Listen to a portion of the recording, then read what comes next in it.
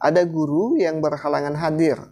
Anda adalah guru yang mengampu mata pelajaran yang sama. Tindakan Anda: A. Saya berinisiatif untuk menggantikannya.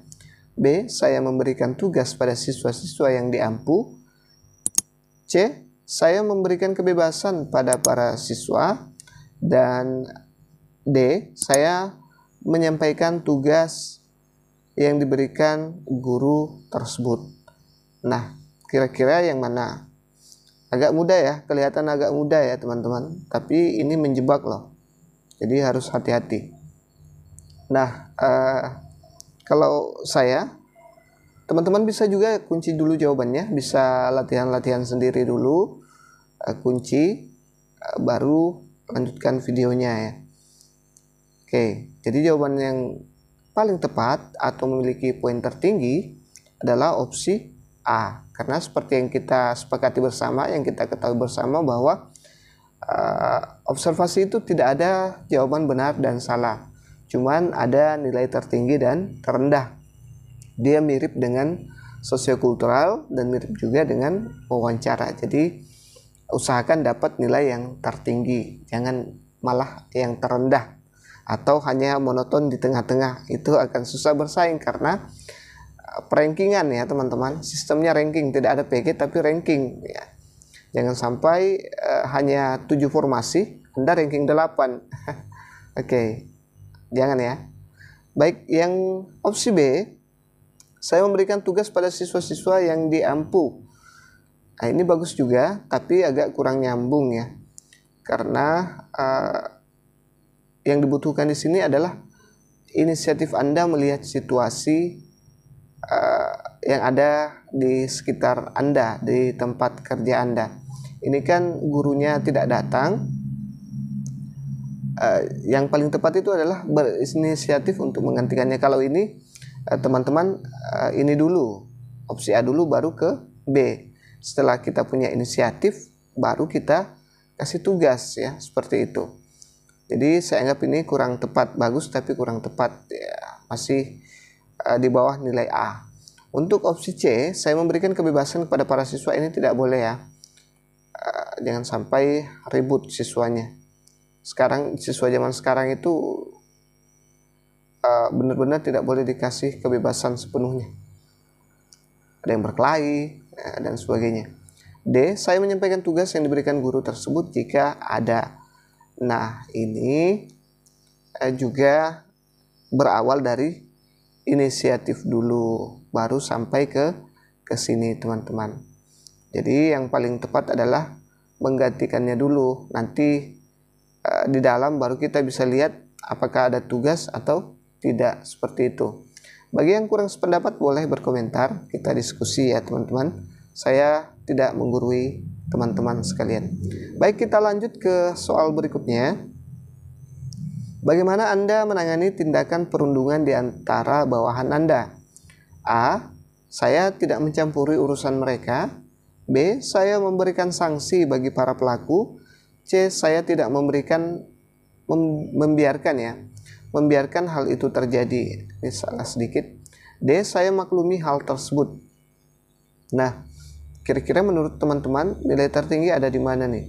Pada saat Anda ditanya bagaimana Anda menangani tindakan perundungan di antara bawahan Anda. Oke, kita lihat. Jadi opsi yang paling tepat adalah opsi C, teman-teman. Saya pasti akan memberinya sanksi karena perundungan itu sangat dilarang keras. Tidak boleh ada perundungan. Baru-baru ini sudah terjadi di Cilacap, viral, yang sangat luar biasa bullyingnya teman-teman. Nah, itu tidak boleh. Kita lihat yang opsi A, saya tidak mencampuri urusan mereka. Ini atasan yang kurang bagus ini. Atasan itu harus tahu kondisi bawahannya. Sama dengan kita, guru harus tahu kondisi siswa kita ya. Tidak boleh GP, tidak boleh bermasa bodoh. Nah, selanjutnya saya tidak membiarkan hal itu terjadi. Nah, ini sudah terjadi. Anggap saja ini sudah terjadi perundungan. Bagaimana menangani tindakan perundungan? Ya, memang tidak boleh dibiarkan, tapi ini pertanyaannya itu sudah terjadi. Yang diminta adalah solusi Anda, bukan pendapat ya. Selanjutnya saya memaklumi hal tersebut. Tidak ada ya, di perundungan tidak ada yang dimaklumi. Perundungan itu dilarang keras, jadi jangan sama sekali terlibat dalam hal perundungan atau melakukan pembiaran ke perundungan, itu tidak boleh sama sekali. Semoga dipaham Bapak Ibu. Kita lanjut ke soal berikutnya. Anda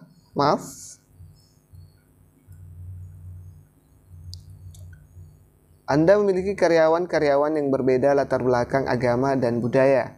A. Saya menghormati keberagaman. B. Saya mendahulukan karyawan yang sama latar belakang. C. Saya tidak peduli dengan perbedaan tersebut. D. Itu menjadi hal yang baik untuk bisa bertukar pikiran. Nah, tidak menutup kemungkinan di sekolah kita juga ada perbedaan latar belakang agama dan budaya. Baik, kita lihat jawaban yang tepat. Jadi jawaban terbaik menurut saya adalah opsi D ya teman-teman. Itu menjadi hal baik untuk bisa bertukar pikiran. Ini menurut saya jawaban yang paling tinggi poinnya. Kalau opsi A itu sudah bagus menurut saya, sudah sangat bagus. Dia bisa menghormati keberagaman. Tapi ini lebih bagus lagi, lebih ke arah positif lagi. Dia punya nilai plus ya, bukan hanya menghormati tapi ada hal positif yang bisa diambil di sana, seperti itu. Yang opsi B, saya mendahulukan karyawan yang sama latar belakang. Nah, ini sudah melanggar, tidak boleh ya. Berarti dia orangnya intoleran. Dinilai intoleran ya. Saya tidak peduli dengan perbedaan tersebut. Nah, ini bagus juga tapi terkesan agak agak cuek ya. Saya tidak peduli. Dia sebenarnya tidak peduli dengan latar belakang dan keberagaman yang ada di sana. Ini juga sudah bagus menurut saya, tapi masih lebih bagusan A ya kalau seandainya tidak ada opsi D, seperti itu. Kita lanjut ke soal berikutnya. Saat saya mengerjakan tugas, saya membutuhkan A. Suasana yang tenang akan sangat mendukung kinerja saya. B. Suasana ramai akan menjadi asik dan menyenangkan. C. Suasana tidak mempengaruhi kinerja saya. D. Saya tidak bisa memilih suasana yang tepat. Nah, kira-kira yang mana menurut teman-teman jawaban yang terbaik? Baik, jadi menurut saya adalah opsi C ya, jawaban yang memiliki poin tertinggi teman-teman. Nah, kita lihat satu persatu pembahasannya.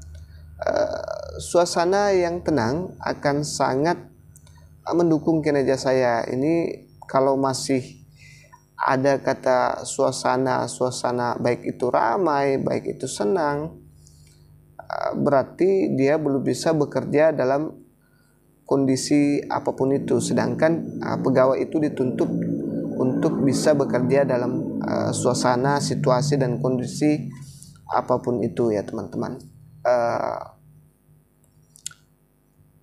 Integritas atau bisa juga militan ya.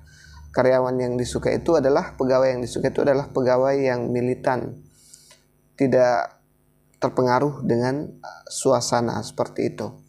Suasana itu kan banyak, ada suasana hati, bisa jadi masalah rumah tangga, masalah apalah dan sebagainya, masalah percintaan, itu bisa membuat suasana hati menjadi kacau dan susah untuk bekerja. Nah, yang opsi C, dia tidak terpengaruh sama sekali oleh suasana, tidak mempengaruhi kinerjanya. Ini asli profesional teman-teman. Selanjutnya opsi D, saya tidak bisa memilih suasana yang tepat. Ini sakit ini. Tidak bisa memilih suasana yang tepat. Bercanda ya. Jadi jawaban terbaik menurut saya adalah opsi C. Baik, kita lanjut ke soal berikutnya. Jangan lupa subscribe, like, dan bantu share ke sosial media teman-teman. Baik, kita lihat soal berikutnya. Cara Anda menangani siswa yang murung akibat sering dibully adalah A. Saya membiarkan dia tenang. B. Saya menghubungi wali kelasnya. C. Saya melaporkan pelaku pada guru BP agar mereka dihukum. D. Saya melakukan pendekatan personal agar ia tidak merasa buruk. Kira-kira yang mana jawaban yang memiliki nilai tertinggi? Kita lihat jawaban saya. Nah, jawaban saya ada di opsi D ya teman-teman. Nah, baik, kita kupas satu persatu. Saya membiarkan dia tenang. Kalau membiarkan dia tenang itu kesannya melakukan tidak memperdulikan teman-teman. Dia membiarkan saja. Padahal ini dia sudah murung di sini. Siswanya suka murung karena sering dibully. Ya, kalau ini kurang tepat ya. Jadi saya anggap kurang tepat. Yang B, saya menghubungi wali kelasnya. Ini juga bagus, tapi masih lebih bagus yang opsi D, karena semua guru dituntut sebenarnya untuk dekat dengan siswanya, bukan hanya wali kelas saja teman-teman. Selanjutnya yang opsi C, saya melaporkan pelaku pada guru BP agar mereka dihukum. Ini saya anggap kurang bagus juga, lebih bagus opsi D, karena memang sih tugas utamanya guru BP itu, tapi kita semua sebagai guru sudah dibekali ilmu konseling ya. Kita semua dituntut untuk bisa melakukan konseling ke siswa-siswi kita yang bermasalah seperti itu. Jadi tidak harus guru BP melulu atau wali kelasnya. Kalau mau bagus aturannya, seandainya tidak ada opsi D, itu sebaiknya ke wali kelas dulu. Kalau wali kelas sudah angkat tangan baru ke BP, seperti itu. Kalau BP juga, ya saya pikir BP tidak akan angkat tangan ya. Oke, kalau memang angkat tangan ya ke kesiswaan, wakasek kesiswaan. Baik, kita lanjut ke soal berikutnya. Saat menyampaikan materi, Anda lebih sering A. Duduk di atas meja, B. Berdiri di depan kelas, C. Berkeliling ke meja siswa-siswi, D. Melihat buku petunjuk agar tidak keliru. Nah, kira-kira Anda berada di tipe yang mana? Ini agak menjebak juga loh teman-teman. Dia menilai kinerja kita ya, berada di kinerja atau kompetensi teknis bisa juga. Nah, jadi jawaban yang terbaik menurut saya adalah berdiri di depan kelas. Kita lihat satu-satu kenapa saya memilih ini sebagai jawaban yang memiliki poin tertinggi. Yang pertama opsi A, duduk di meja guru. Duduk di meja guru, memang banyak guru yang saya lihat suka melakukan hal ini. Selain posisinya lebih bagus, lebih enak, kemudian dia lebih santai ya. Bahkan dosen saya ada yang seperti ini. Tapi ini kurang bagus ya, karena kita biasanya menegur siswa kita tidak boleh duduk di atas meja. Yang boleh diduduki hanya bangku dan sebagainya. Masa kita yang duduk di atas meja? Selanjutnya berkeliling ke meja siswa-siswi. Nah, ini juga sangat bagus. Ini metode lama yang diakui sampai sekarang itu efektif. Tapi bukan bukan pada saat menyampaikan materi. Ini pada saat kita sudah menyampaikan materi, menyampaikan apa yang harus dilakukan, baru kita jalan mengontrol siswa kita. Sebaiknya berkeliling ke meja siswa-siswi, tinggal mengontrol, bukan lagi menyampaikan materi seperti itu teman-teman. Ini sangat bagus tapi kurang tepat. Maksudnya masih ada yang lebih bagus daripada ini. Melihat buku petunjuk agar tidak keliru. Nah, ini kalau melihat buku petunjuk agar tidak keliru itu dia sebenarnya dilakukan sebelum menyampaikan materi, sedangkan di soal atau di pertanyaannya adalah saat menyampaikan materi. Makanya ini kurang tepat juga teman-teman. Inilah yang paling tepat menurut saya. Ya, kalau saya sering berkeliling, jujur. Saya orang yang paling rajin mungkin di sekolah saya, berkeliling mengontrol siswa pada saat saya selesai menyampaikan materi. Tapi kalau saya sedang menyampaikan materi, saya di depan kelas agar semuanya fokus ke depan. Meskipun kadang diubah bentuk mejanya seperti itu teman-teman. Ya kadang guru negur saya, kok tidak capek ya jalan terus Pak kalau saya lagi keliling. Tapi tidak ya, saya pikir tidak, demi ketertiban. Dan siswa juga suka saat mereka lebih termotivasi saat kita berjalan. Mereka merasa diawasi dan merasa diperhatikan seperti itu. Baik, kita lanjut ke soal berikutnya. Anda berhalangan hadir disebabkan beberapa hal. A. Saya menitipkan tugas untuk para murid. B. Saya memberikan kebebasan pada para murid.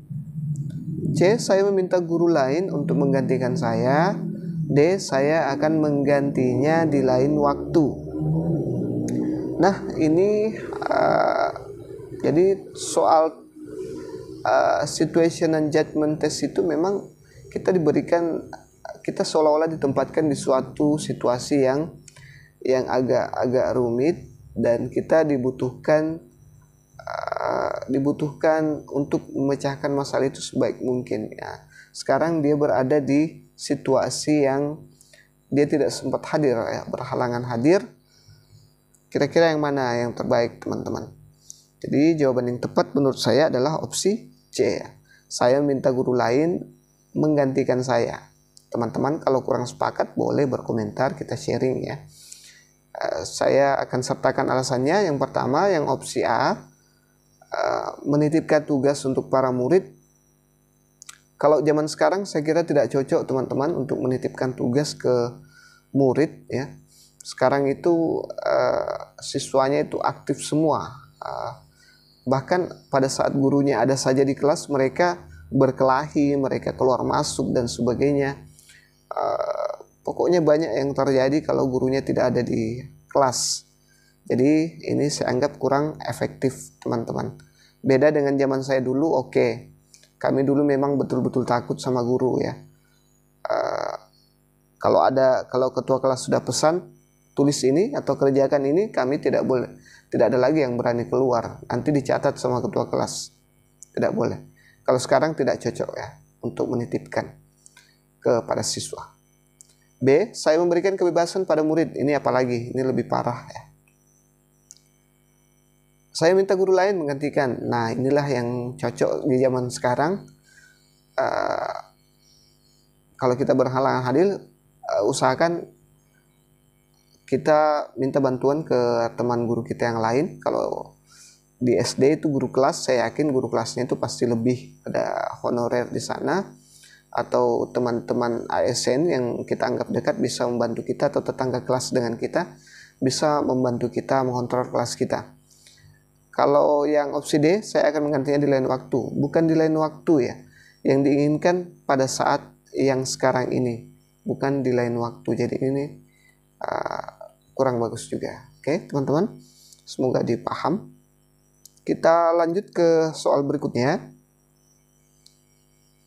Saya menggunakan sosial media untuk A. mencurahkan hati dan pikiran saya, B. berbagi pengalaman hidup, C. menceritakan kisah saya dan orang lain, D. saya tidak menggunakan sosial media. Nah, teman-teman kalau kita lihat ini agak mirip ya pilihannya. Kita tidak tahu betul yang mana jawaban yang paling bagus. Nah, kalau menurut saya jawaban yang tepat adalah opsi B, yaitu berbagi pengalaman hidup. Kalau opsi A itu bagus, tapi kalau kita terlalu banyak mencurahkan hati dan pikiran, itu bisa jadi biasanya banyak yang tidak sependapat dengan kita. Kemudian kalau terlalu banyak curhat dianggap lebay. Kalau berbagi pengalaman hidup saya pikir bagus ya, karena guru terbaik adalah pengalaman hidup.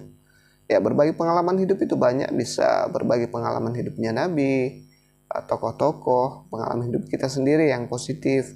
Yang negatif juga boleh, karena itu bisa menghindarkan orang dari apa yang kita alami ya. Menceritakan kisah saya dan orang lain, menceritakan kisah dan orang lain ini lebih gimana ya, agak kurang keren sih. Bukan persoalan keren dan keren ya, menceritakan kisah saya dan orang lain. Kalau hanya sekedar berbagi kisah, kisah kita hanya sebatas segitu-gitu saja kan teman-teman. Kalau beda kalau pengalaman orang bisa belajar. Kalau kisah kita dan orang lain itu bisa semuanya ya, bisa kisah kasih misalnya dan dan sebagainya. Jadi saya agak kurang serak dengan yang ini ya. Yang D, saya tidak menggunakan sosial media. Nah ini saya pikir tidak ada lagi guru yang tidak menggunakan sosial media ya teman-teman. Bahkan sekarang ibu-ibu mama aja sekarang sudah mau semua jadi konten kreator, saya lihat di Facebook.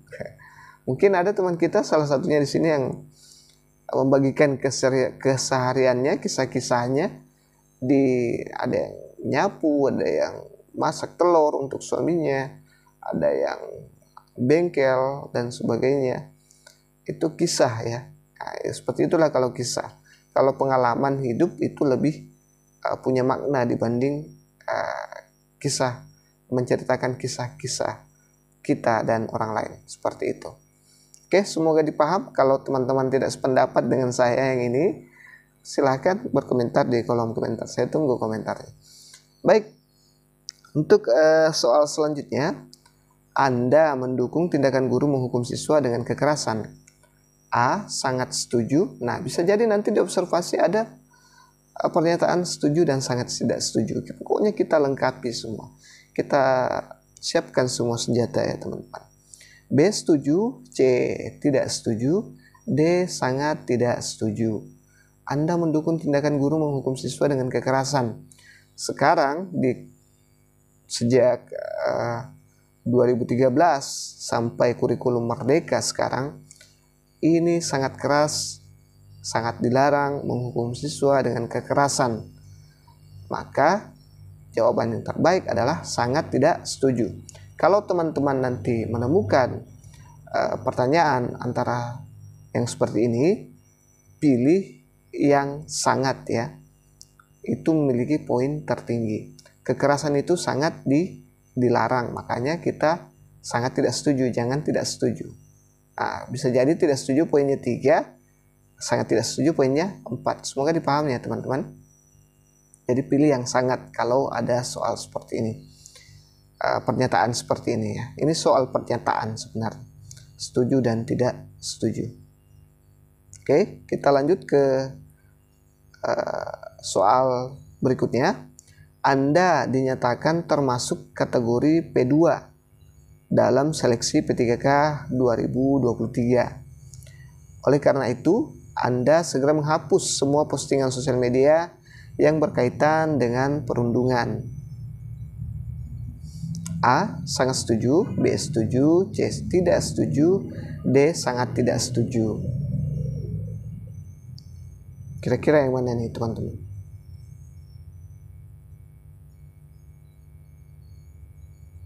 Oke, jadi jawaban yang tepat adalah opsi D.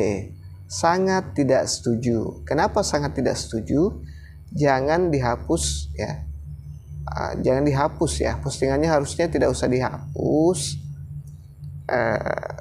Yang terkait dengan perundungan, karena saya yakin teman-teman guru itu tidak ada yang sepakat terjadi perundungan, karena mereka tahu betul seperti apa itu bullying atau perundungan yang terjadi di sekolah ya. Jadi tidak harusnya seorang P2 itu, seorang guru itu wajib mengkampanyekan ya, wajib mengkampanyekan ke sosial medianya, ke siswanya tentang dampak buruk dari perundungan itu atau akibat dari perundungan itu sendiri.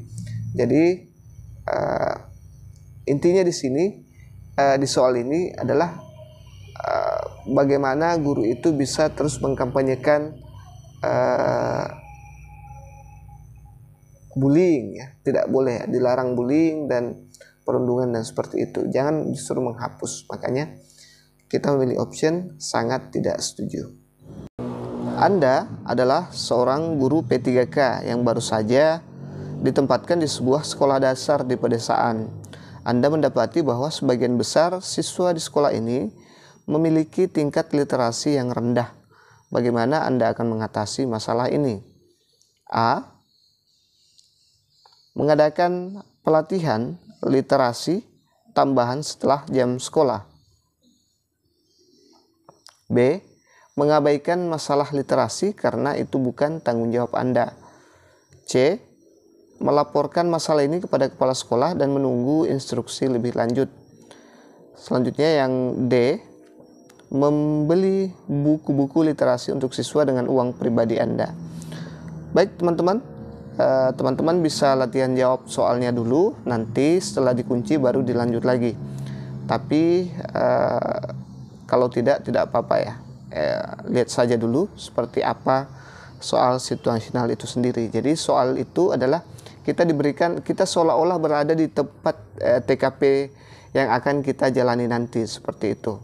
Kira-kira seperti apa problem solving Anda, solusi Anda dalam menyelesaikan masalah ya, di tempat kerja Anda nanti ya, seperti itu. Ya, diberikan situasi yang mirip yang seperti Anda akan hadapi. Baik, kalau saya teman-teman, saya memilih opsi A ya, mengadakan pelatihan literasi tambahan setelah jam sekolah ya. Kita lihat alasannya. Sebagai seorang guru, Anda memiliki tanggung jawab untuk meningkatkan tingkat literasi siswa Anda ya. Mengadakan pelatihan literasi tambahan adalah langkah yang baik untuk membantu siswa yang memiliki tingkat literasi yang rendah seperti itu.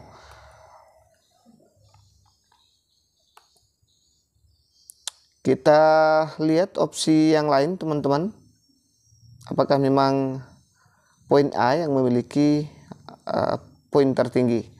Opsi A yang memiliki poin tertinggi. Lihat, mengabaikan masalah literasi karena itu bukan tanggung jawab Anda. Ini tidak benar ya teman-teman. Kita bahkan masih di K13 itu sangat ditekankan untuk literasi dan numerasi. Saya ingat sekali di pelatihan kurikulum 2013 soal literasi dan numerasi. Jadi itu tanggung jawab kita sebagai guru. Melaporkan masalah ini kepada kepala sekolah dan menunggu instruksi lebih lanjut ini terlalu over ya. Ini bukanlah masalah yang sangat besar, dan ini tanggung jawab kita sebagai guru, tidak harus melapor ke kepala sekolah ya. Tidak harus, tidak perlu ya. Membeli buku-buku literasi untuk siswa dengan uang pribadi, ya, ini yang paling bagus sih. Kalau menurut saya ini jawaban yang paling bagus, tapi ini terkesan lebay ya teman-teman, karena menggunakan uang pribadi. Gaji kita saja itu pas-pasan, apalagi orang yang sudah berkeluarga itu banyak kebutuhan ya. Jadi harus realistis juga dalam menjawab soal situasional ini ya, situasi sederhana ini. Baik teman-teman, kita lanjut ke soal berikutnya, mudah-mudahan difaham. Ini dia. Sebagai guru P3K, Anda memiliki siswa yang sering bolos sekolah dan memiliki masalah disiplin. Bagaimana Anda akan mengatasi masalah ini? Jadi dikasih lagi situasi. Kalau nanti teman-teman jadi guru, sebenarnya saya yakin teman-teman P2 dan P3 ini bukan lagi masalah yang asing bagi teman-teman. A. Mengabaikan perilaku bolos siswa dan fokus pada yang lain. B. Mengadakan pertemuan dengan orang tua siswa untuk membahas masalah ini. C. Menyuruh siswa untuk membersihkan kelas sebagai hukuman. D. Melaporkan masalah ini kepada kepala sekolah dan membiarkan mereka mengatasinya. Nah, ini ada kasus lagi siswa yang tidak disiplin dan suka bolos ya. Ini juga di sekolah saya dapat penyakit seperti ini, Bapak Ibu guru. Nah, kita lihat jawaban yang menurut saya yang memiliki poin tertinggi adalah opsi B, yaitu mengadakan pertemuan dengan orang tua siswa untuk membahas masalah ini. Kita lihat alasan saya adalah mengadakan pertemuan dengan orang tua siswa adalah langkah yang baik ya untuk mengatasi masalah perilaku dan bolos sekolah. Ini dapat menciptakan kolaborasi antara sekolah dan orang tua dalam menangani masalah ini. Dan memang kurikulum sekarang itu memang menekankan kita untuk berpartner kepada orang tua siswa ya. Kita coba lihat opsi yang lain. mengabaikan perilaku bolos siswa dan fokus ke yang lain. Nah, ini kurang bagus ya. Itu artinya kita membiarkan siswa kita ke hal-hal yang bersifat negatif. Sedangkan sekolah itu kan tempatnya mendisiplinkan siswa ya. Di sana mereka diajar bagaimana bersikap disiplin ya. Berarti kita menyalahi tugas kita, salah satu tugas kita. Menyuruh siswa untuk membersihkan kelas sebagai hukuman bisa juga, tapi saya pikir kalau opsi B masih lebih bagus daripada ini ya, karena kalau hanya dihukum-hukum seperti ini, itu hari ini berhenti, mungkin 2 hari ke depan bolos lagi ya. Selanjutnya melaporkan masalah ini kepada kepala sekolah dan membiarkan mereka mengatasinya. Sebisa mungkin kita kita jangan dulu ke kepala sekolah sepanjang masih bisa diselesaikan. Kecuali kalau sudah parah, kita sudah berkomunikasi dengan orang tuanya, kemudian tetap saja hal itu tidak ada perubahan, mungkin kita bisa berembuk antara guru dan orang tua, kemudian melibatkan kepala sekolah mencari solusi terbaik. Seperti itu teman-teman. Baik, kita lanjut ke soal berikutnya. Salah satu siswa Anda mengalami kesulitan belajar dan kesulitan memahami materi pelajaran. Bagaimana Anda akan membantu siswa ini? A. Membiarkan siswa ini belajar sendiri dan melihat apakah dia bisa mengatasinya sendiri. B. Menghukum siswa ini karena kesulitan belajar. C. Memberikan dukungan tambahan seperti bimbingan belajar atau bantuan ekstra setelah jam sekolah. D. Mengabaikan masalah ini karena tidak ada waktu untuk membantu siswa secara individual. Oke, kira-kira yang mana? Saya yakin teman-teman sudah mengunci jawabannya. Kita lihat sama-sama ya. Jadi jawaban yang tepat adalah opsi C menurut saya ya. Poin tertinggi itu adalah opsi C, memberikan dukungan tambahan seperti bimbingan belajar atau bantuan ekstra setelah jam sekolah. Ini tipe guru yang ikhlas ya dalam mencerdaskan anak bangsa ya. Sebagai seorang guru, Anda harus memberikan dukungan tambahan kepada siswa yang mengalami kesulitan belajar. Memberikan bimbingan belajar atau bantuan ekstra adalah cara yang baik untuk membantu siswa ini meraih keberhasilan. Saya sengaja tulis seperti ini ya, sering blank saya sering lupa, apalagi kalau sudah tengah malam seperti ini, kadang saya blank ya. Ini sudah jam 00 ya teman-teman, kejar tayang nih. Tadi mati lampu soalnya, tidak sempat bikin seawal mungkin. Kita lihat opsi yang lain, apakah memang C, opsi yang memiliki poin tertinggi. Opsi A, coba membiarkan siswa ini belajar sendiri, melihat apakah dia bisa mengatasinya sendiri. Ini kurang relevan ya, kurang nyambung, karena di sini sudah terbukti bahwa dia memiliki kesulitan belajar. Seandainya dia bisa menyelesaikan masalahnya sendiri, dia tidak akan mengalami kesulitan belajar, seperti itu ya. Kemudian menghukum siswa ini karena kesulitan belajar. Sekarang itu di kurikulum Merdeka itu dia sebisa mungkin hukuman itu diminimalisir ya teman-teman. Kalaupun ada hukuman, tidak ada hukuman fisik ya atau kekerasan. Lanjut yang opsi D, mengabaikan masalah ini karena tidak ada waktu untuk membantu siswa individual. Nah, ini cenderung EGP ya. Emang gua pikirin ya. Terserah mau cerdas mau tidak ya. Oke. Kita lanjut ke soal berikutnya. Jangan lupa subscribe, like, dan bantu share ke sosial media teman-teman. Baik, Anda adalah seorang guru di sekolah dasar. Seorang siswa dalam kelas Anda tampak kesulitan dalam memahami pelajaran matematika. Bagaimana Anda akan menangani situasi ini? A. Anda akan memberikan tambahan waktu untuk siswa tersebut untuk mengerti pelajaran. B. Anda akan memberikan tugas tambahan kepada siswa tersebut untuk meningkatkan pemahaman mereka. C. Anda akan berbicara dengan orang tua siswa tersebut untuk mendapatkan dukungan tambahan di rumah.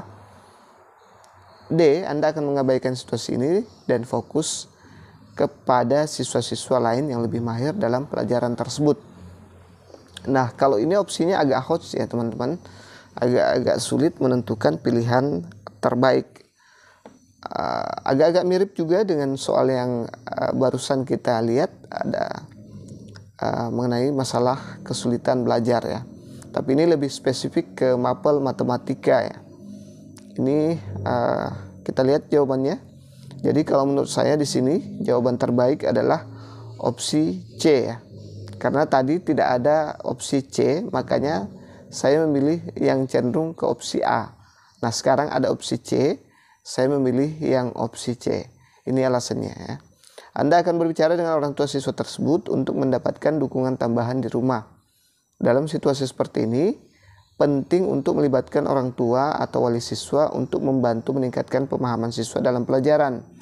Kerjasama antara guru, siswa, dan orang tua adalah kunci untuk memastikan perkembangan yang baik dalam pendidikan. Ini yang paling bagus menurut saya di antara keempat opsi yang lain, ketiga opsi yang lain. Anda akan memberikan tambahan waktu. Ini tadi ya, kita melakukan ini karena tidak ada opsi C. Nah, ini saya kira bagus juga, tapi masih lebih bagus opsi C. Anda akan memberikan tugas tambahan kepada siswa tersebut untuk meningkatkan pemahaman mereka. Ini agak mirip juga dengan opsi A. Ya. Yang D, Anda akan mengabaikan situasi ini dan fokus pada ini yang buruk, yang memiliki poin terendah ya teman-teman. Baik, semoga difaham teman-teman. Kita lanjut ke soal berikutnya. Selama ujian, Anda melihat seorang siswa mencoba mencontek. Bagaimana Anda akan menangani situasi ini? A. Anda akan segera memberitahu siswa tersebut untuk berhenti mencontek. B. Anda akan menunggu hingga ujian selesai dan kemudian memberitahu siswa tersebut. C. Anda akan memberitahu rekan guru Anda, tetapi tidak akan langsung mengambil tindakan. D. Anda akan membiarkan siswa tersebut mencontek jika itu adalah keputusan mereka. Nah, teman-teman, kira-kira yang mana teman-teman akan lakukan? Kita lihat jawabannya. Saya yakin teman-teman sudah kunci jawabannya. Jadi jawaban yang tepat adalah, menurut saya ya, jawaban terbaik memiliki poin tertinggi adalah opsi A ya. Anda akan segera memberitahu siswa tersebut untuk berhenti mencontek ya. Perilaku mencontek ini sangat dilarang keras, makanya tidak boleh ditunda-tunda ya. Sebaiknya langsung dihancak ya. Harus tegas dalam menghadapi masalah contek-mencontek ini. Kita lihat alasannya ya. Saya sengaja tulis ya. Anda akan segera memberitahu siswa tersebut untuk berhenti mencontek. Mencontek adalah tindakan yang tidak etis dalam ujian, dan guru harus bertindak dengan tegas untuk mencegahnya. Sebisa mungkin perilaku mencontek itu dicegah ya. Nah, makanya kita tidak perlu menunggu sampai ujiannya selesai ya. Memberitahu siswa yang berhenti secara langsung adalah tindakan yang paling tepat dalam situasi ini untuk memastikan integritas ujian.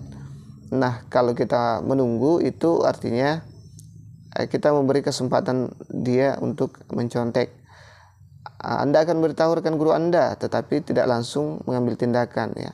Yang diminta adalah ketegasan Anda dalam menghadapi situasi seperti ini.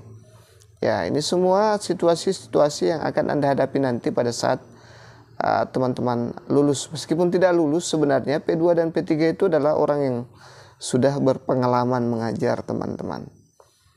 Oke, kita lanjut ke soal berikutnya. Jangan lupa subscribe, like, dan bantu share ke sosial media teman-teman sebanyak-banyaknya. Ini adalah contoh kasus lagi. Anda adalah seorang guru P3K yang mengajar di sekolah dasar. Seorang siswa datang terlambat ke kelas beberapa hari berturut-turut. Apa yang Anda lakukan? A. Menegur siswa tersebut di depan seluruh kelas. B. Membicarakan masalah ini dengan kepala sekolah. C. Mencoba memahami alasannya dan memberikan dukungan. E. Mengabaikan kehadiran siswa tersebut. Nah, teman-teman, ini ada lagi kasus atau situasi yang diberikan kepada teman-teman. Saya yakin P2 dan P3 sudah seringlah menemukan semua kasus yang sudah saya kasih mulai dari part 1 sampai part 3 ini. Oke, kita lihat jawaban terbaik. Saya yakin teman-teman sudah mengunci jawabannya. Ini dia. Oh, ternyata saya belum tandai ya. Jadi jawaban terbaik menurut saya adalah opsi C ya, mencoba memahami alasannya dan memberikan dukungan. Mencoba memahami alasannya dan memberikan dukungan. Peneguran di depan kelas ya, bisa yang opsi A ya, maksudnya ini bisa dia dirasa dipermalukan ya teman-teman, dan tidak memecahkan masalah ya. Membicarakan dengan kepala sekolah ya mungkin diperlukan jika masalah berlanjut. Kalau kita misalnya sudah mencoba memahami alasannya dan memberikan dukungan tapi malah tetap berlanjut seperti itu saja, seperti yang kita bahas tadi sebelumnya, baru kita bicarakan ke kepala sekolah, seperti itu ya teman-teman. Jadi opsi C masih lebih bagus dari opsi A dan B. Mengabaikan kehadiran siswa tersebut, nah ini yang buruk, yang kurang bagus ya teman-teman. Oke. Seperti yang di film-film pendek itu banyak yang beredar, ada yang gantian baju selalu terlambat, dipukul, ternyata dia gantian baju dengan saudaranya. Dan ada juga yang membantu dulu orang tuanya, jadi perlu ditanya-tanya dulu lah kenapa siswa kita itu sering terlambat, dan diberikan motivasi, dukungan ya, agar tidak terlambat lagi. Oke, soal berikutnya. Anda adalah seorang guru P3K di sekolah menengah pertama. Seorang siswa selalu mengganggu pelajaran dengan tingkah laku yang tidak pantas. Bagaimana Anda akan menangani situasi ini? A. Menghukum siswa tersebut dengan hukuman fisik. B. Mencerahkan masalah ini dengan rekan guru. C. Mendekati siswa tersebut dengan kasih sayang dan mencoba memahami penyebab perilakunya. D. Melaporkan siswa tersebut kepada kepala sekolah tanpa mencoba menyelesaikan masalah secara internal. Baik teman-teman, ini saya pikir kalau teman-teman betul-betul nyimak dari tadi, teman-teman bisa langsung mengunci jawaban terbaik dari kasus ini atau situasi yang diberikan ini ya. Ini juga umum ya, terjadi di sekolah-sekolah, termasuk sekolah saya sendiri. Jadi jawaban yang tepat menurut saya adalah opsi C ya. Mendekati siswa tersebut dengan kasih sayang dan mencoba memahami apa sih penyebabnya, penyebab perilaku siswa tersebut sehingga agak bandel seperti itu ya. Kebanyakan kalau saya lihat di sekolah saya itu yang kurang kasih sayang ya sama orang tuanya, misalnya perceraian, dan misalnya dia diasuh oleh neneknya ya. Maklumlah tinggal sama nenek itu beda kasih sayangnya dengan orang tua, beda perasaannya. Kalau nenek kebanyakan dimanja, terlalu sayang, seperti itu. Nah, kita coba lihat yang opsi A. Opsi A itu sangat dilarang keras ya teman-teman. Sekarang itu tidak boleh lagi, sebisa mungkin diminimalisir hukuman-hukuman, terutama hukuman fisik yang berhubungan dengan fisik. Kemudian yang opsi B, membicarakan masalah ini dengan rekan guru. Saya pikir ini bisa dilakukan setelah kita di sini ya, setelah kita lihat tidak ada perubahan setelah opsi C, baru kita ke opsi B. Kalau opsi B juga tidak mempan, baru kita ke opsi D, seperti itu ya teman-teman. Kalau kedua opsi ini tidak mempan, baru kita ke opsi D. Kalau bisa kita selesaikan dulu secara internal antara kita dan siswa, atau maksimal kita panggil orang tuanya, kita bertiga saja, baru kalau tidak berubah baru dibicarakan ke guru, baru ke kepala sekolah, seperti itu ya teman-teman. Baik, kita lanjut ke soal yang berikutnya. Jangan lupa subscribe, like, dan bantu share ke sosial media teman-teman. Anda adalah seorang guru P3K di tingkat sekolah menengah atas, ini SMA ya. Seorang siswa telah mendapatkan nilai rendah dalam beberapa ujian berturut-turut dan tampaknya stres ya. Bagaimana Anda membantu siswa ini? A. Menyalahkan siswa atas penurunan kinerja akademiknya. B. Memberikan siswa hukuman tambahan. C. Berbicara dengan siswa secara pribadi dan mencari tahu apa yang bisa membantu memperbaiki situasinya.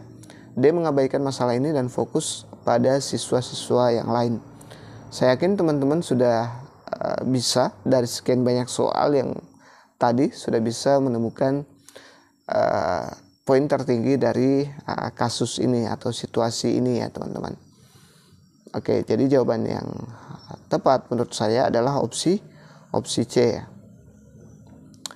Ini berbicara dengan siswa secara pribadi dan mencari tahu apa yang bisa membantu memperbaiki situasinya ya. Ini dia alasan saya berbicara dengan siswa secara pribadi dan mencari tahu apa yang bisa membantu memperbaiki situasinya. Mengabaikan masalah D ya. Menyalahkan siswa ini kurang bagus semua yang lainnya. Ini menyalahkan siswa ya, tidak boleh ya. Malah siswa akan makin stres ya. Di sini kan dia sudah tampak stres dengan nilai-nilai ujiannya yang terus menurun akhir-akhir ini. Kemudian yang opsi B, memberi siswa hukuman tambahan, sebisa mungkin jangan dihukum lagi ya. Ini kan sudah stres, dihukum lagi, tambah stres tuh anak. Ya sebisa mungkin, saya sudah ulang-ulang, sebisa mungkin hindari hukuman. Yang diperbanyak itu sekarang adalah reward ya, bukan punishment. Mengabaikan masalah ini dan fokus pada siswa lain. Nah ini yang terburuk. Ini juga buruk ya, EGP. Oke, kita lanjut ke soal berikutnya. Anda adalah seorang guru P3K di sebuah sekolah dasar. Salah satu siswa Anda sering datang terlambat. Bagaimana Anda mengatasi masalah ini? Mirip ya dengan yang tadi. A. Memberikan hukuman kepada Ahmad agar dia tidak terlambat lagi. B. Mencari tahu alasan mengapa Ahmad selalu terlambat dan berbicara dengan secara pribadi. C. Tidak melakukan apa-apa, membiarkan Ahmad datang terlambat jika dia mau. D. Mengabaikan masalah ini dan membiarkannya menjadi tanggung jawab orang tua Ahmad. Nah ini agak mirip, cuman dimodif sedikit saja ya. Jangan sampai nanti soalnya dimodif sedikit saja teman-teman bingung lagi. Ini sangat mudah ya teman-teman kalau kita banyak latihan. Dari pemaparan beberapa soal saya yakin teman-teman sudah bisa menentukan jawaban saya kali ini. Jadi opsi B adalah opsi terbaik ya. Saya lupa kasih tanda tadi. Karena kejar tayang harus bikin video malam ini. Nah ini dia, sebagai seorang guru penting untuk memahami alasan dibalik perilaku siswa ya, baik bandel, sering bolos dan masalah prestasi yang kurang seperti itu. Mencoba berkomunikasi dengan mereka secara pribadi untuk mencari solusi yang tepat. Memberikan hukuman sudah saya jelaskan, tidak boleh terlalu banyak memberikan hukuman. Tidak melakukan apa-apa, biarkan Ahmad ya. Ini gimana nih? Berarti dia tidak bisa mendidik dan mendisiplinkan siswanya. Mengabaikan masalah ini dengan membiarkan, ini juga sama ya, hampir mirip opsi C dengan opsi D ya. Kurang bagus dan tidak baik. Kita beralih ke soal berikutnya.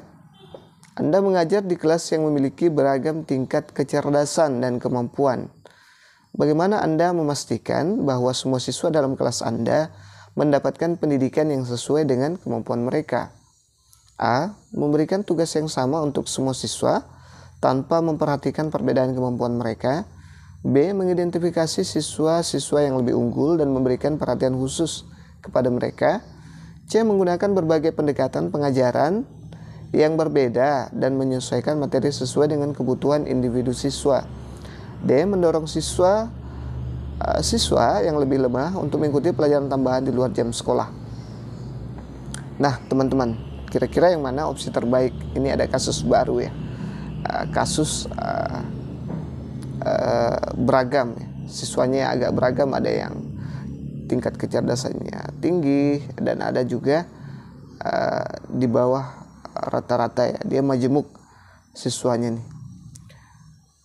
Oke, saya yakin teman-teman sudah kunci jawabannya. Kita lihat jawaban yang terbaik menurut saya. Jadi jawaban terbaik menurut saya adalah opsi C ya, menggunakan berbagai pendekatan pengajaran yang berbeda dan menyesuaikan materi sesuai dengan kebutuhan individu siswa.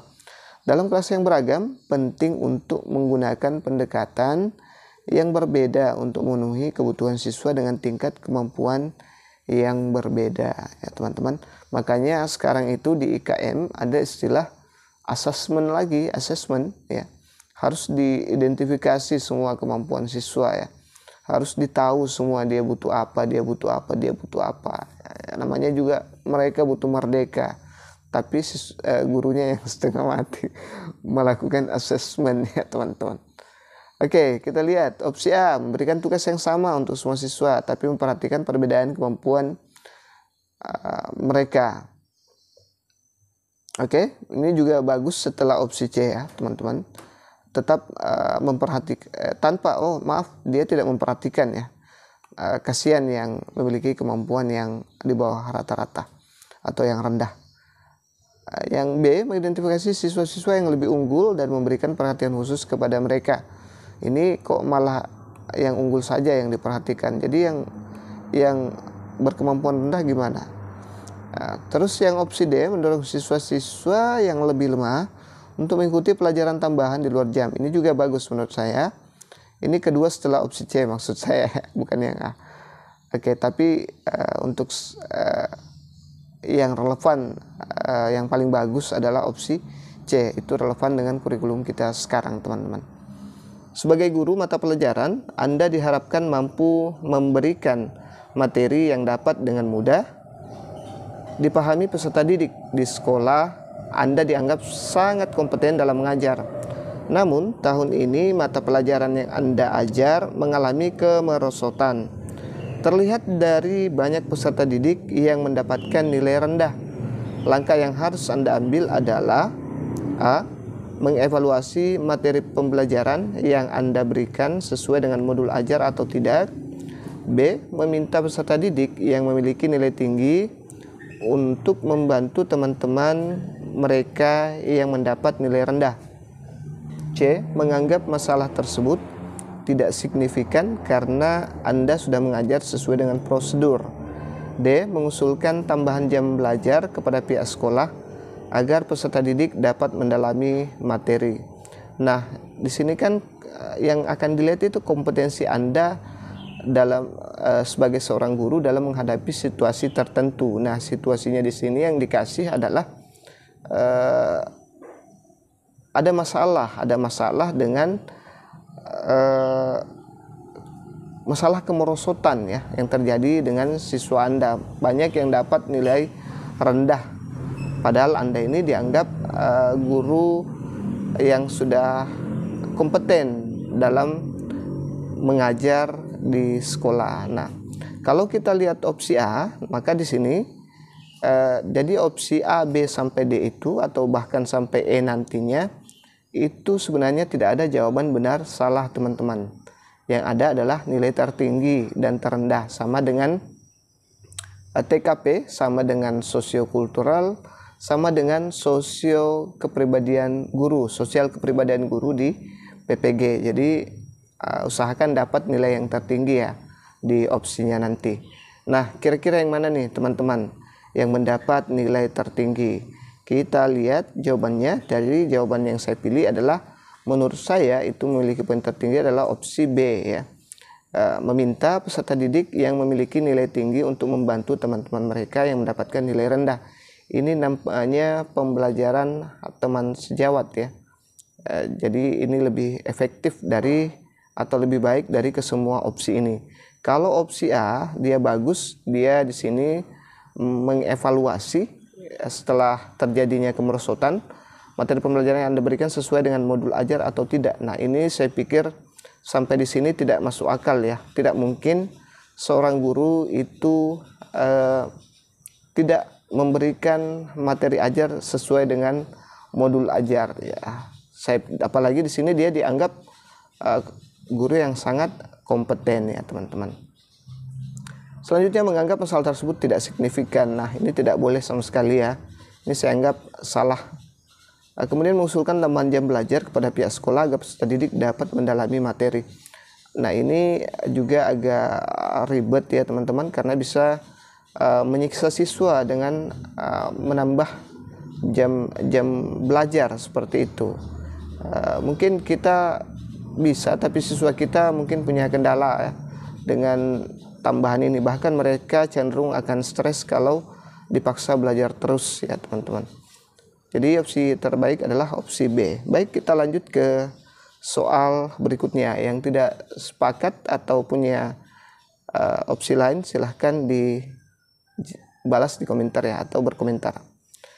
Berdasarkan hasil evaluasi yang diisi oleh peserta didik, banyak yang mengeluhkan sikap Anda dalam mengajar, yaitu terlalu sering memberikan tugas kepada peserta didik. Meskipun begitu, banyak pula peserta didik yang lebih memilih materi setelah mengerjakan tugas yang Anda berikan. Langkah yang sebaiknya Anda ambil setelah mengetahui hasil evaluasi tersebut adalah A. Membuat kesepakatan dengan peserta didik mengenai proses pembelajaran dan dampaknya. B. Tetap memberikan banyak tugas kepada peserta didik sesuai dengan prinsip Anda. C. Mencoba mengurangi jumlah tugas yang diberikan dengan sering memberikan latihan soal di kelas. D. Menghentikan pemberian tugas yang dianggap memberatkan peserta didik. Nah, ini soalnya sebenarnya agak hot ya teman-teman. Saya sengaja ambil. Nanti kita, kalau soalnya latihannya itu hot, nanti akan mudah menjawab soal-soal yang aslinya, akan lebih mudah. Tapi nanti juga saya akan kasih soal-soal yang ringan yang berhubungan dengan situational judgment test ini teman-teman. Ini memang langsung saya kasih soal yang hard ya. Bisa dibilang dia nilainya 4 tingkat kesulitan. Agak susah dibedakan yang mana yang terbaik. Oke. Nah, teman-teman bisa jawab dulu, coba ya. Pause dulu. Jawab, baru kita lanjut videonya. Nah, kalau saya lebih cenderung memilih opsi C sebagai opsi yang paling memiliki nilai tertinggi ya teman-teman. Ini dia. Kita lihat yang A, membuat kesepakatan dengan peserta didik mengenai proses pembelajaran dan dampaknya. Ini saya pikir tidak perlu lagi ada yang seperti ini, karena harusnya kesepakatan itu di awal ya. Tidak perlu lagi ada kesepakatan mengenai proses pembelajaran, karena ini sudah evaluasi ya, sudah evaluasi teman-teman. Memberikan tugas. Nah, ini dia seperti ingin bersepakat dulu dengan siswanya. Jadi saya pikir kurang bagus. Tetap memberikan banyak tugas kepada peserta didik sesuai dengan prinsip Anda. Kalau dipaksakan tetap seperti ini, maka hasilnya juga akan sama dengan seperti ini ya. Siswa juga akan tetap mengeluh dan mereka cenderung malas belajar lagi ya, kalau mereka bosan ya, tertekan dan sebagainya, karena terlalu sering diberikan tugas ya. Baik, selanjutnya, kalau ini tidak ada perubahan ya, jadi saya anggap salah ya. Kemudian menghentikan pemberian tugas yang dianggap memberatkan peserta didik. Kalau kita sekaligus menghentikan pemberian tugas itu, maka tambah lebih jelek lagi dampaknya. Bukan lagi jenuh, tapi siswa akan dapat apa kalau kita tidak memberikan tugas kepada siswa kita itu, siswa tidak ada beban sama sekali, itu tidak bagus juga ya teman-teman. Jadi pilihan terbaik menurut saya adalah mencoba dulu mengurangi jumlah tugas yang diberikan dengan sering memberikan latihan soal di sekolah. Banyak-banyak latihan saja dulu. Kurangi tugasnya dulu. Karena itu masalahnya. Masalah utama di sini kan adalah terlalu banyak memberikan tugas dan sampai siswa mengeluh. Baik, kita lanjut ke soal berikutnya. Anda adalah seorang wali kelas. Suatu hari peserta didik mengeluhkan cara pengajaran salah satu guru senior ya. Guru tersebut sering memberi tugas tetapi jarang menjelaskan penyelesaian soal kepada peserta didik. Tindakan yang sebaiknya Anda lakukan adalah sebagai wali kelas adalah A. Meminta peserta didik untuk memahami pola pengajaran yang dilakukan oleh guru tersebut. B. Mengkritik cara mengajar guru tersebut secara langsung meskipun ia adalah seorang guru senior. C. Berkomunikasi mengenai permasalahan ini melalui kepala sekolah agar dapat disampaikan kepada guru yang bersangkutan. D. Meminta peserta didik untuk menyampaikan keluhan mereka secara langsung kepada guru yang bersangkutan. Nah, ini memang agak susah membedakan opsi tertinggi ya teman-teman. Teman-teman bisa pause dulu videonya dan jawab, bisa mencoba kemampuan teman-teman. Baik, kita lihat jawabannya. Jadi ini ada kasus lagi, situasi atau kasus situasi yang diberikan kepada Anda, kira-kira langkah apa yang Anda lakukan. Nah, jadi untuk opsi C ini menurut saya poin terbaiknya atau tertingginya ada di opsi C ya, berkomunikasi mengenai permasalahan ini melalui kepala sekolah agar dapat disampaikan kepada guru yang bersangkutan ya.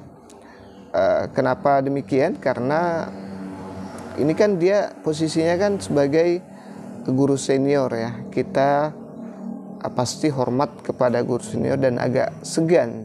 Kemudian dia juga cenderung emosional kalau kita tegur secara langsung. Jadi kalau melalui atasan yang ngomong ke dia pasti bisa berpikir lebih baik lagi, lebih jernih lagi ya. Nah, kita lihat yang opsi yang lain. Kita mulai dari opsi A dulu. Meminta peserta didik untuk memahami pola pengajaran yang dilakukan oleh guru tersebut ya.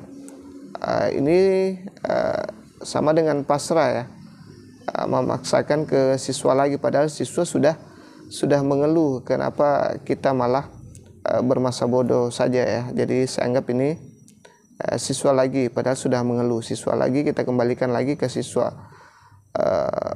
memintanya untuk memahami pola pengajarannya. Kemudian yang B, mengkritik cara mengajar guru tersebut secara langsung meskipun ia adalah guru senior. Nah, ini tadi yang saya katakan bisa menyebabkan ketersinggungan kepada guru tersebut karena kita kenal dia sebagai guru yang lebih senior daripada kita. Kemudian yang opsi D, meminta peserta didik untuk menyampaikan keluhan mereka secara langsung pada guru yang bersangkutan. Biasanya ini sudah dilakukan oleh siswa tapi tidak digubris atau tidak didengarkan oleh guru tersebut karena menurutnya mungkin itu adalah hal yang tepat ya.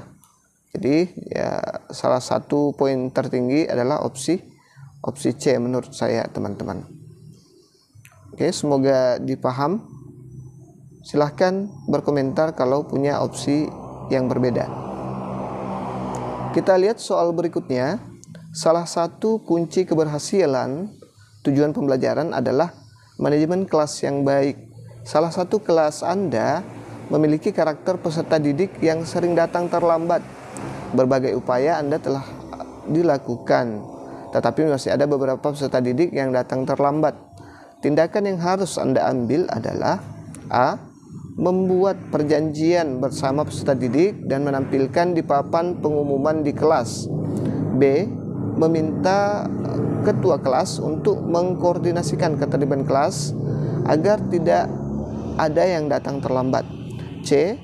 Memberikan konsekuensi kepada peserta didik yang datang terlambat di dalam kelas.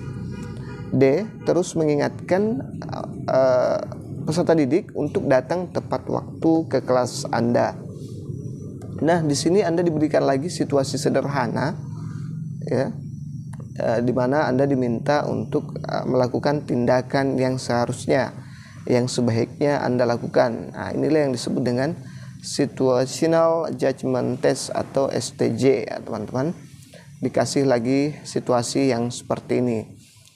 Salah satu kelas yang Anda ajar itu memiliki karakter peserta didik yang sering datang terlambat ya. Ini karakternya, kelas itu memang banyak yang selalu datang terlambat. Ya, sudah berbagai upaya tapi masih tetap saja peserta didik datang terlambat. Ya, tindakan yang harus Anda ambil adalah, nah itu dia. Apa kira-kira? Jadi membuat perjanjian bersama peserta didik dan menampilkan di papan pengumuman di kelas. Coba kita lihat jawaban yang terbaik. Nah, inilah menurut saya di opsi A jawaban yang terbaik ya. Membuat perjanjian, kita harus komitmen atau membuat kesepakatan. Ini tadi yang cocok ya, dengan peserta didik kita, apa sanksinya dan apa solusinya ya. Kemudian kita lihat opsi yang lain, apakah memang tidak ada yang terbaik dibanding opsi A. Meminta ketua kelas untuk mengkoordinasikan ketertiban kelas agar tidak ada yang datang terlambat. Kalau hanya ketua kelas, saya yakin teman-teman guru bisa lihat bagaimana peran ketua kelas di SMP ya, atau di SMA.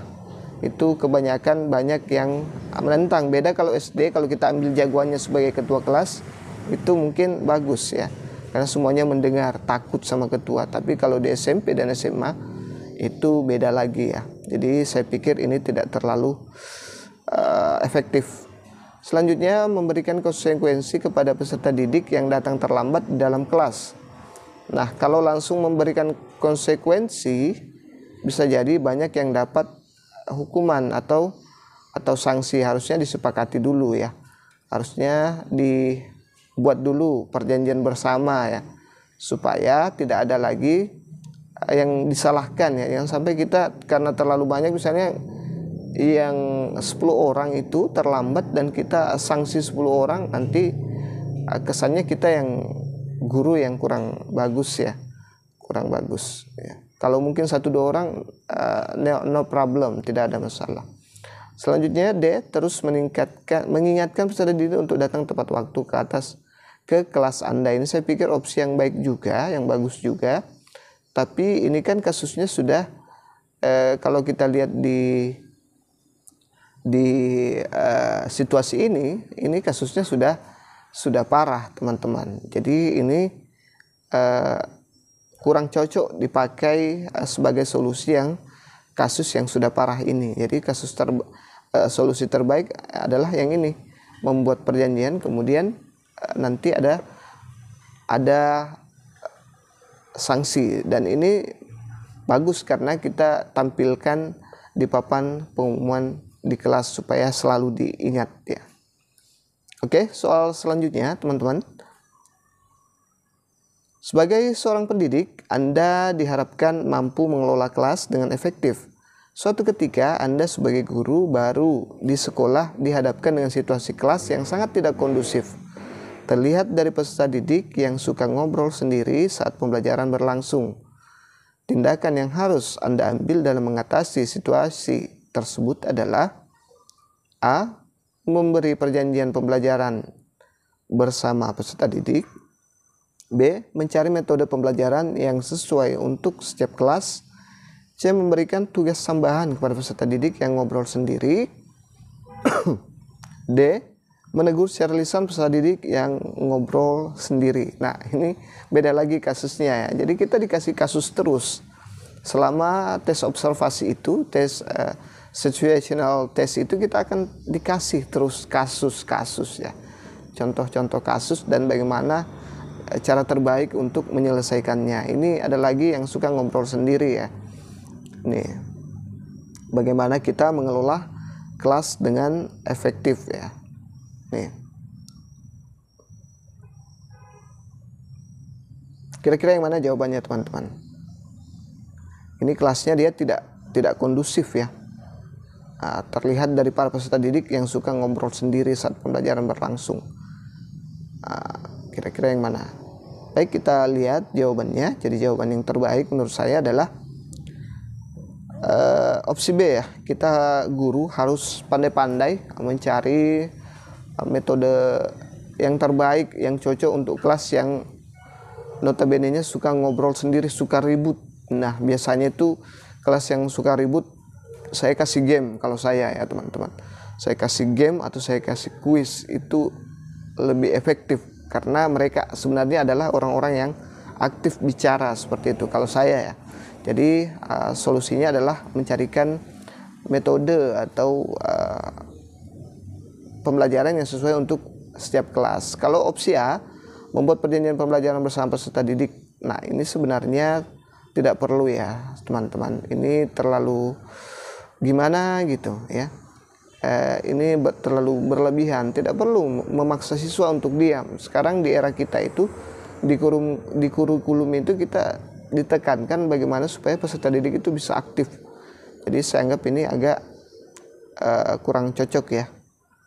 Ini bukan pelanggaran seperti yang tadi ya, yang datang terlambat itu. Kemudian memberikan tugas tambahan kepada peserta didik yang ngobrol sendiri. Nah, ini bisa jadi juga solusi kalau memang sudah jenuh di kuis dan game ya. Kalau saya kebanyakan game, kuis kalau untuk kelas yang seperti ini. Kemudian menegur secara lisan peserta didik yang ngobrol sendiri.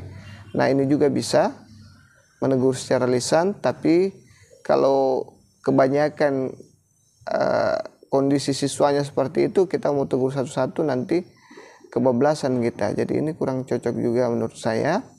Kalau ini juga, ini kan kasusnya kelas ya, satu kelas ini sebenarnya, hampir satu kelas, atau bisa dibilang satu kelas yang tidak kondusif ya.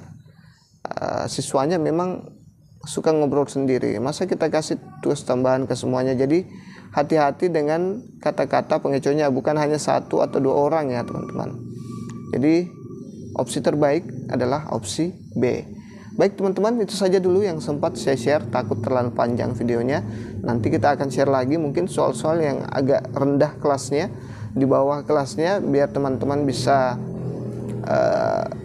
berlatih santai dulu dan sebagainya ya. Terima kasih sudah menonton, semoga lulus. Saya doakan yang subscribe, yang like, yang share video-video saya supaya bermanfaat ke orang lain. Saya doakan semua lulus di P3K tahun ini. Amin ya rabbal alamin. Assalamualaikum warahmatullahi wabarakatuh.